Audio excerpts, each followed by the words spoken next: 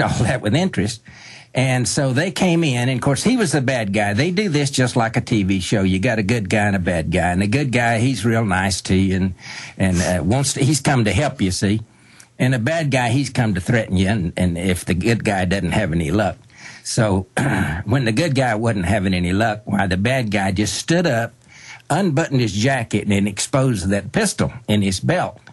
And I was supposed to be afraid, I guess, is what it was. It was some sort of I was supposed to get some sort of message, and you can guess, I guess, what the message was supposed to be.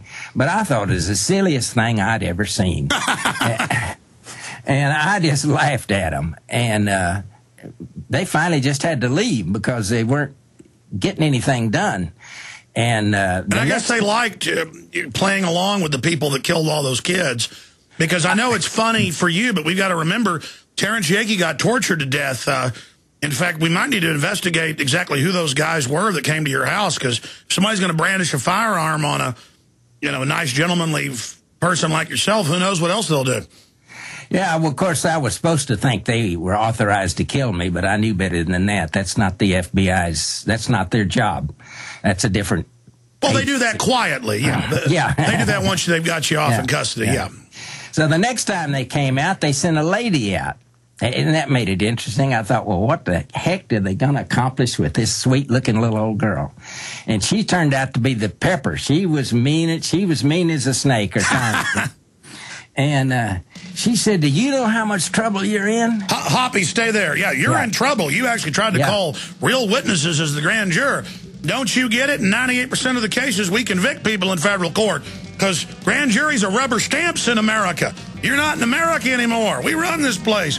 Hoppy Heidelberg, straight ahead. Wow, it's been too long since I had Hoppy on. And he's right there. I can see him via video Skype. He'll be with us about 40 minutes into the next hour. Stay with us.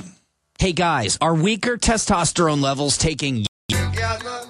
Hoppy Heidelberg is our guest, joining us from Oklahoma. Chris Emery, producer of A Noble Lie, is there with him in studio. And this is so important. And I'm going to ask Hoppy later. I mean, I'm sure he's seen the different Democratic strategists and people. And, of course, the guy that helped cover up Oklahoma City is now the Attorney General, Eric Holder, who was caught running a false flag into Mexico. If he's creeped out by all these different statements, if he hasn't seen them, we can pull them up. But they're like, yeah, the president needs an Oklahoma City to look strong and get the people behind him. And, we know it helped Bill Clinton. That's why I'm really revisiting this now. This film came out at a perfect time. It's a godsend, and it needs to be seen. But Hoppy, so you were telling us about the little whippersnapper. But see, you're a nice guy. You've got a tyrant at your house trying to intimidate you. The judge tried to intimidate you. They're way outside the law. They would love to live in North Korea. I mean, this is the plague to liberty. And you're just being, oh, well, she was quite a whippersnapper because you're a real American. But please continue. Yeah, she said, do you know how much trouble you're in? I said, no, but I bet that's what you're here for, to tell me. And the other guys went to laughing, and that just kind of ruined the whole thing because I kept making them laugh, and they finally just had to leave. I said, to tell y'all what, y'all go home and tell them you just scared the hell out of them, and if they ever call, I'll back you up. And they just had to laugh and leave. But anyway, the little gal didn't get a whole lot done. You are something else. Chris Emery, I tell you, Hoppy Heidelberg's a treasure, isn't he? He certainly is. When I first met him, Hoppy, you can correct me if I'm wrong, but I think we spent almost 5 hours sitting at your kitchen table just talking about the case, what you went through, and I was just trying to get some memory back this morning on the way to the studio about that first meeting. After I left his house, Alex, I pulled over to the side of the road, and it took me probably a full 30 minutes just to soak in what I had learned from him. This guy's a treasure. It's unbelievable wealth of information about the case. We're about to go to break. We have all the breaks at the end of the hour and the start of the hour. But, Hoppy, tell us what you've learned. Impart that knowledge on record of what really happened from your research in Oklahoma City. Well, you have to go back to 93 when the anti-terrorist bill was before Congress and they couldn't get it passed. So they had the 93 World Trade Center attempt to knock the towers down. And, of course, that was a failure because the FBI ran that operation, according to the New York Times. And it failed, and they didn't get the legislation passed, so they waited a couple of years. They did some homework. They canvassed a bunch of federal buildings to try to decide which one would do them the best job, work the best for them. And they settled on Oklahoma City because we were the only federal building with a daycare center in it. And they thought, well, the pictures of those little babies' bodies in the paper every morning and on the 6 o'clock news at night would probably get this bill passed for us. And it turned out they were correct. So that's why we won over Denver. The finalists were Oklahoma City, Denver, and Phoenix. But Oklahoma City won because they had the daycare center. Oh, absolutely. Veritas on a silver platter. Please continue. Okay. Later on, they sent some people down with more serious threats, people that were much more mysterious in nature, that didn't claim to have any official capacity. I could guess who they were speaking for. Well, stay there. We got to go to break in 1 minute. We'll come back with the other mysterious threats. And remember, these are real threats, my friends. You know what happened to Terrence Yagi. We'll talk about that. His mother's in the film. They tortured him something fierce, too, to find out what evidence he had. He was the hero that drug a bunch of people out of the building. Third hour, straight ahead. Government-sponsored terror. You are listening. Jones. Well, Hoppy Heidelberg was called in on the federal grand jury, and he thought he'd actually ask some real questions. It was on the news. There were other bombs in the building. Witnesses said they'd seen feds in there planting bombs. It's all over the news there. He said, well, I think I'll ask some questions then. And over the last 50 years or so, they've turned juries, grand juries, in more and more to kept creatures who are told what to do. And that's not how the Bill of Rights, Constitution, and our system of government works. And that's what jury nullification is about, is rediscovering that. These citizen rule books that are mailed out free with all of the orders at Infowars.com break all that down for you. And we've had top constitutional law scholars on to break it down. But this is a short segment, long segment coming up. Hoppy Heidelberg and Chris Emery are our guests. So you were getting to all the different, FBI coming, brandishing guns, and you said more threats came. Yes. I was told that if I filed a lawsuit, that everything would be forgiven. I could live. Everything would be fine if I didn't file a lawsuit. And as you'll recall, Glenn Wilburn did file a lawsuit and did not survive. So it was not an empty threat. And it didn't bother me a whole lot because am I going to sue Caesar in Caesar's court? I mean, come on. I wasn't going to sue anybody. And so that was the end of that threat. It didn't really amount to anything. But they were still scared of you calling witnesses and it being on record.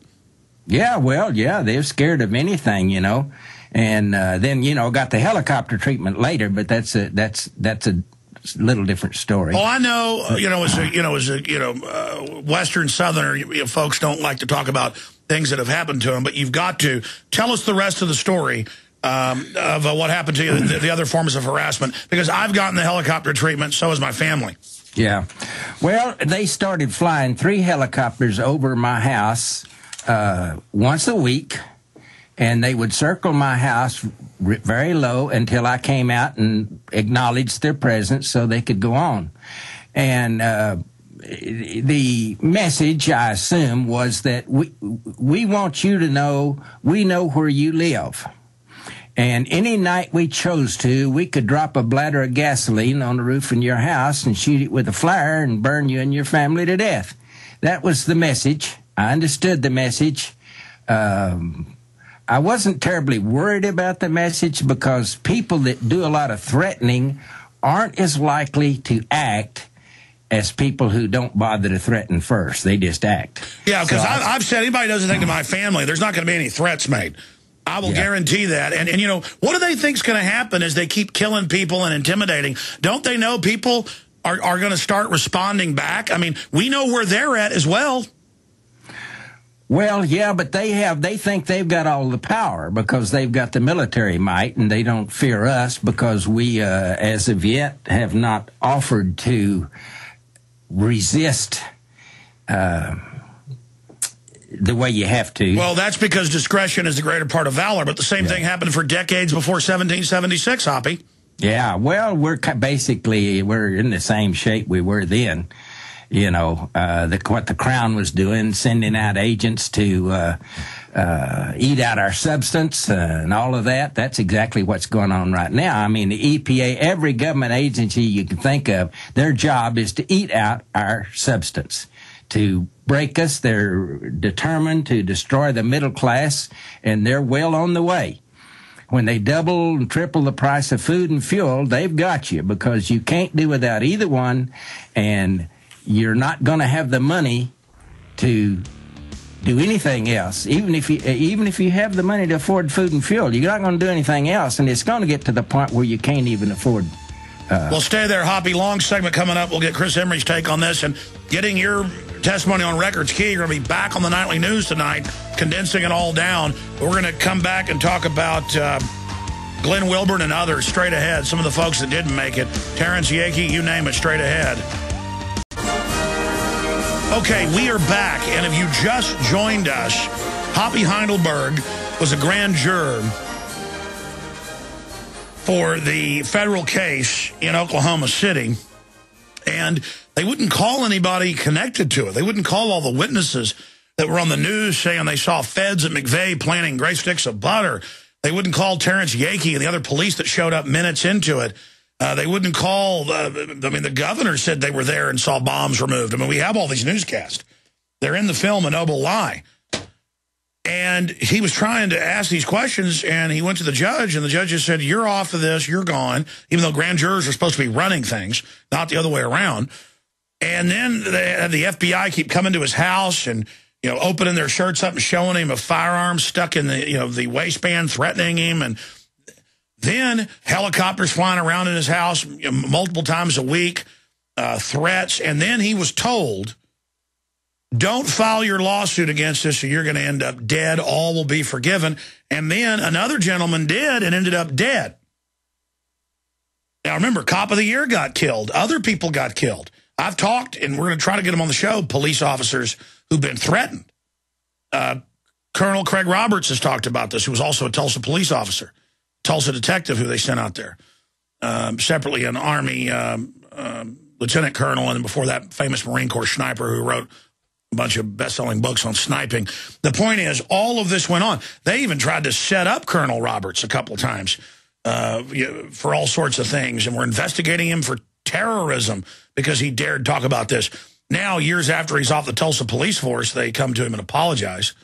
But that's all a side issue. Craig Roberts, a lot of great characters up there in Oklahoma.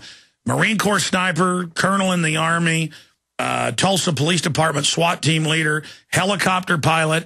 In fact, one time the helicopter broke down over Tulsa, and he'll tell you the whole story of being an inch and a half shorter after the crash from his spine compressing. But side issue, going back to Hoppy Heidelberg, all this is going on.